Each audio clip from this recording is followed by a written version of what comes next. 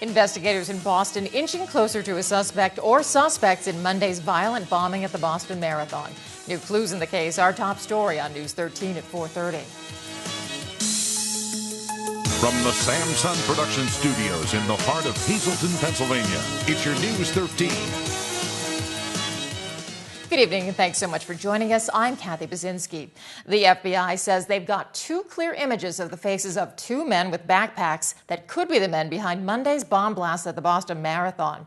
Investigators say a department store surveillance camera caught an image of at least one man leaving a backpack near the finish line not long before the explosions that killed 3 people and injured more than 170. They also say another image indicates there may be more than one bomber. They say the 2 men were singled out because of the way the 2 reacted to those bomb blasts. FBI says they're using a number of advanced tech means of identifying the 2 men, including special image matching computer technology.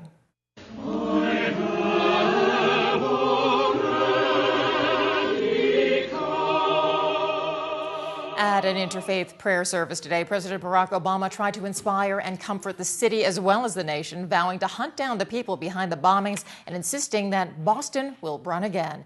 The service honored the 3 people who were killed and the more than 170 people injured when the bombs ripped through the crowd on Monday afternoon. The president went on to say that if the bombers sought to intimidate or terrorize us, it's pretty clear they picked the wrong city in which to do it. Well, we've heard doctors in Boston over the past few days talking about blast victims who had legs cut off by shrapnel from the bomb. Over a dozen victims will have to retrain their bodies and learn how to live without a limb. Well, today, Christina Papa spoke with a local man to find out how he has coped with living without legs. A note, the video in this story might be a little graphic for some viewers. I still have some problems walking, but not as bad. 3 years ago, Richard Marion never thought he would walk again. Do some exercises, then take a shower, and then put my legs on and, do some walking. Richard's life changed drastically 3 years ago after he lost both his legs from poor circulation due to diabetes. First leg, it started with a toe, and then it just came down to amputating it. And the right one, that one I knew how to come off. There was nothing they could do to save it. Richard uses his wheelchair to get around the house, but just months after the surgery, Richard was walking again with the help of 2 prosthetic legs. And when Richard first lost his legs, he used his motorized wheelchair to get himself to the Laurel Mall. That's where he says he practiced walking for the first time. And then I went up to the mall. I have an electric wheelchair I get up to there with, and I started walking up there by myself.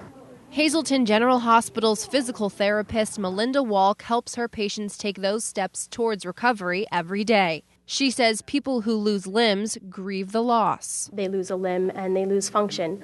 They lose contact with sometimes family and friends and their ability to negotiate in the community the way they would normally. Walk says it is possible to walk again after losing a leg, but it will take time. The whole rehab process can take a few months to even up to a year, but it's definitely something that you see big progress with. Richard knew he was going to lose his legs. The journey may be different for each of the reported 13 onlookers and competitors who lost limbs after the Boston Marathon bombing. For those who are dealing with the same loss as Richard, he says keep going. Listen to the people around you. They want to help you, and just get on with your life. I mean, it's going to be rough, but do it. I mean, just get out and do what you need to do. Christina Papa, News 13, Greater Hazleton. Some terrific spirit there. Well, students at Crestwood Area High School were sent home early today because of a bomb threat. Teachers discovered writing in a stall in the boys' bathroom earlier today saying that there was a bomb in the building, and they followed protocol. Staff evacuated all the students from the school very quickly and safely. Police then moved in using bomb-sniffing dogs, and they made a complete sweep of the building. While they didn't find any bombs, students say, given the recent tragedy in Boston, threats like this can't be taken lightly. Kind of a strange coincidence. I mean, it's not really something we would, want to go through, but you do what you can in a situation like that, I think. It scares me a little bit, but the school handled it well. They got us out, everyone out in a good time, so they did a good job, so I'm not too worried about it. Now, everybody was safe. The school will be open as usual tomorrow. Police are still investigating who might be responsible. The FBI has arrested a Mississippi man who's accused of sending President Obama and a senator a letter that tested positive for poisonous ricin the day after the Boston bombings. They say that 45-year-old Paul Kevin Curtis, who works as a celebrity impersonator as Kevin Curtis, was arrested yesterday at his home in Tennessee. And the postmarks on the tainted letters were traced to Memphis, Tennessee, and both letters said, "To see a wrong and not expose it is to become a silent partner to its continuance." Both were signed, "I am KC," and approved this message. Now, KC, an abbreviation which Kevin Curtis also uses as a performance name. While investigators say that initial testings for ricin on the letters mailed to the president and Mississippi Senator Roger Wicker were positive, still waiting for definitive test results. Ricin exposure can kill within 36 hours, and there's no antidote. Owners of a motorcycle shop are picking up the pieces today after a raging fire yesterday afternoon. As Matthew Petrillo reports, this isn't the first time that Whole Shot Cycles has suffered a setback thanks to flames. Large plumes of smoke engulfed the garage that sits next to Whole Shot Cycles and Accessories Motor Shop. The fire broke out at around 3 o'clock Wednesday afternoon and ripped the garage apart for nearly 2 hours. It's crazy how it happened. It happened so quick. But fire crews responded just as quick. Well, when crews weren't responding, we were able to see the column of heavy black smoke from all the stations in the city. The siding of the garage's roof melted during the fire, and its roof collapsed.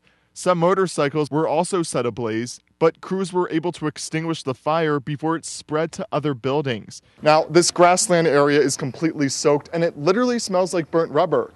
Fortunately, firefighters were able to control the blaze, and no one was injured. The actual business of the shop had minimal damage, but the garage housed equipment like bikes, parts, and accessories that were all burnt to a crisp. Other items like tires, oils, and lubricants are especially flammable and could have caused a potentially worse scene. But the potential danger prompted a team effort. The Hazleton Fire Department worked with West Hazleton and received a tanker from Hazleton Township Fire and Rescue. And it was a great effort by all firefighters involved. And jointly, this is our second fire for the day, so the crews were taxed. But again, I have to commend the firefighters on a job well done. The chief requested the tanker because fire hydrants at the scene were unusually low with water. And this isn't Whole Shot Cycles and Accessories' first meeting with firefighters. Crews were also called to the business when it operated on North Church Street a decade ago. But the cause of Wednesday's fire is undetermined. Crews are still investigating. Matthew Petrillo, News 13, Hazleton. Improving economic news for Greater Hazleton as a new business opens today. Members of the business community headed to West 19th Street this morning for the ribbon cutting for ADL, tag, and notary service. The business will handle everything you need to notarize or transfer for any kind of vehicle and will be able to accommodate just about any customer. Well, we're going to be open 9 to 9, 7 days a week. And it's all about title transfers for boats and cars and motorcycles and mopeds and trailers, and that's pretty much our business, other than notarizing documents for folks. The owners say they intend to provide full-service tag and title transfers to accommodate Spanish-speaking customers in the very near future. Well, the Greater Hazleton United Way took some time out of its giving schedule this morning to thank local businesses for their ongoing support. The United Way held its annual meeting today at Genetti's in Hazleton. They took the time not only to cover business issues, but to thank community members and top givers for their support. United Way workers say it's vital for Hazleton businesses to reach out and give back because there are so many people in need of their help. United Way's work, its 26 agencies, have a very, very important role in our community. We have hurting people. We have people that are homeless and hungry and cold during the winter. And these agencies go above and beyond to meet the need in Greater Hazleton. And the support from the companies and organizations, especially our top 10 industries, is so vital to continue this work and to form a strong foundation. The United Way's campaign has raised over $600,000, which will be shared among the organization's member agencies. And time now for our regional weather from the National Weather Service. Checking out the radar, you can see a scattering of showers moving through the region here and there, but it's really not a threat until we start getting into the overnight. Just lots of heavy cloud cover there today, but that's what's keeping our temperatures up. Creative condition, dreams of sunshine, some blue skies. It's by Landon Pasica, a second grader at Valley Elementary, and there he is playing outside his really, really big house. Now let's take a look at News 13 weather from the National Weather Service for Greater Hazleton. Tonight it'll be cloudy with a chance of drizzle, low down to 50. 52. Then for Friday, chance of showers with thunderstorms possible during the evening hours, a high of 68. Those showers and thunderstorms continuing into the overnight with temperatures dropping to around 37. And for Saturday, mostly sunny, breezy, and much cooler with a high only climbing to 49. The overnight low down to 29 degrees. And for Sunday, sunny with cooler and a high near 51, low around 31. Monday, more of the same, mostly sunny, but with a high only climbing to 52 degrees. On to Schuylkill County, tonight patchy fog with a chance of drizzle, low down to 54. Then for Friday, chance of showers and thunderstorms right through the entire day and the evening. The high climbing up to 71, the low, though, dropping to 43. And for Saturday, it'll be partly sunny and breezy and definitely cooler with the high only getting to 55. Overnight low right below freezing, 31. And Sunday, sunny and cool again with a high of 53, low down to freezing. And then for Monday, mostly sunny with a high up to 55.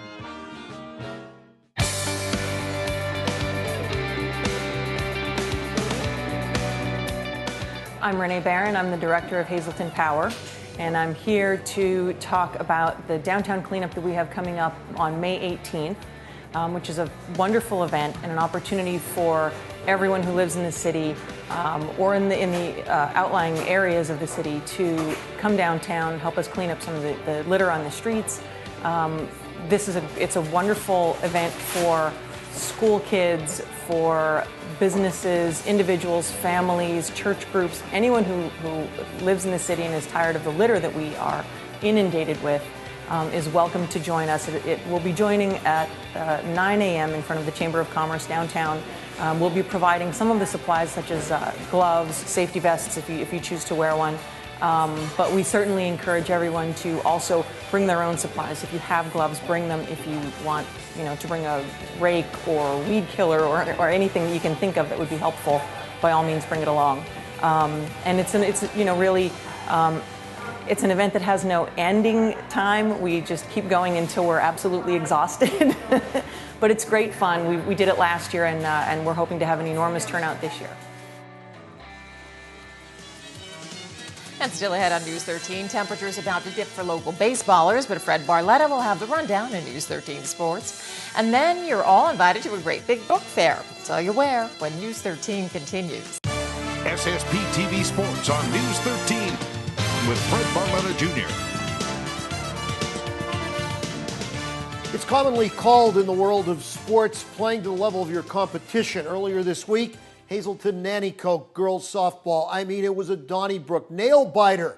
2-1 Lady Cougar win, and they remain undefeated in the league. So going into yesterday's game against Lake Lehman, who's been scuffling a little bit, you figured this would be the proverbial slam dunk. Well, the good news, the Lady Cougars got the win. It was anything but the slam dunk as Lake Lehman made Hazleton area work for every ounce of runs that they could get. The final, as you see, was 15-8. You see the Lady Cougars pounded out 20 hits. Lake Lehman's pitching isn't that good. How about the 10 errors by Lake Lehman? But Hazleton area was hit hard, and they committed a lot of miscues. Meanwhile, another one of those fabulous freshmen, Mackenzie Uri, swung the big stick yesterday, and you put it all in the win column for Hazleton area. And at the end of everything, that's really all that matters.